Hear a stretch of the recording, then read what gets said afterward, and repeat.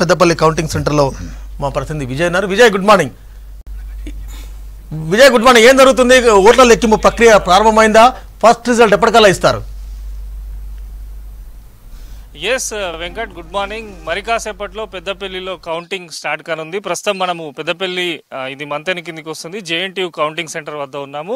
So మొత్తం కూడా 7 assembly నియోజకవర్గాలకు సంబంధించి ఇక్కడ ప్రజెంట్ అయితే 4 నియోజకవర్గాల కౌంటింగ్ స్టార్ట్ కానుంది. ముందుగా పోస్టల్ బ్యాలెట్ కౌంటింగ్ చేయనున్నారు. 8 గంటలకు కౌంటింగ్ ప్రారంభం కానుంది. సో పోలీసులు కూడా కొంత సమస్యాత్మక ప్రాంతం కనుక భారీగా బందోబస్తు ఏర్పాటు చేశారు. మొత్తము పరిసర ప్రాంతాల్లో కూడా భారీగా ఆంక్షలు విధించారు. సో 8 గంటల పోస్టల్ బ్యాలెట్ ప్రక్రియ ప్రారంభం కానుంది. అయితే రౌండ్ల వైజ్ గా చూసుకుంటే మొత్తం కూడా 21 రౌండ్లు ఉన్నాయి. అయితే చెన్నూరు, బెల్లంపల్లి, మంచిర్యాలకు సంబంధించి ఇవన్నీ కూడా మంచిర్యాల కౌంటింగ్ కేంద్రంలో కౌంటింగ్ జరగనుంది. ఇక్కడ రామగుండం, ధర్మపురి, పెద్దపల్లి, వంతనికి సంబంధించి ఇక్కడ కౌంటింగ్ స్టార్ట్ కానుంది. సో 16-17 రౌండ్ల కల్లా పూర్తి స్థాయిలో ఫలితాలు వచ్చే అవకాశం ఉన్నట్టు కూడా ఎన్నికల అధికారులు చెప్తున్నారు. సో కౌంటింగ్ ప్రక్రియకు సంబంధించి అన్ని ఏర్పాట్లు తీసుకుంటున్నారు.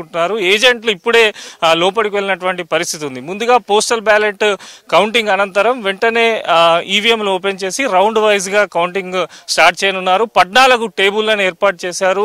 అభ్యర్థులందరికీ కూడా కౌంటింగ్ ప్రక్రియ క్లియర్ గా కనిపించే విధంగా అన్ని జాగ్రత్తలు తీసుకుంటున్నారు. సో ఏదైతే ఇప్పుడు మనం విజువల్ లో చూస్తున్నామో ఇదే మెయిన్ కౌంటింగ్ హాల్ కు సంబంధించి ఇక్కడి నుంచే ప్రతి ఒక్కరు కూడా వెళ్లాల్సి ఉంటుంది. సో కౌంటింగ్ ప్రక్రియ అనేది మరి కాసేపట్లోనైతే స్టార్ట్ కానుంది.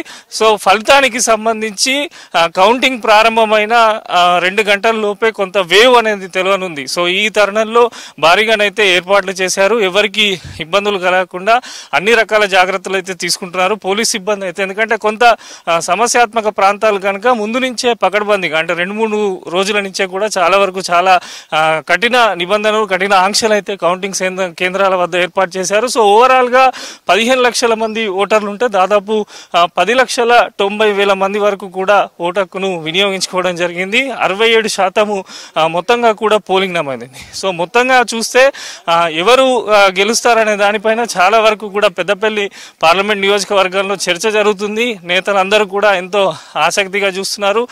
సో తొలి ఫలితము అంటే తొలి రౌండ్కు సంబంధించి 8:39 వరకు వచ్చే అవకాశం కూడా ఉన్నట్టుంది. ఎందుకంటే postal ballot half an hour లో లెక్కిస్తామని చెప్పి అధికారులు చెప్తున్నారు.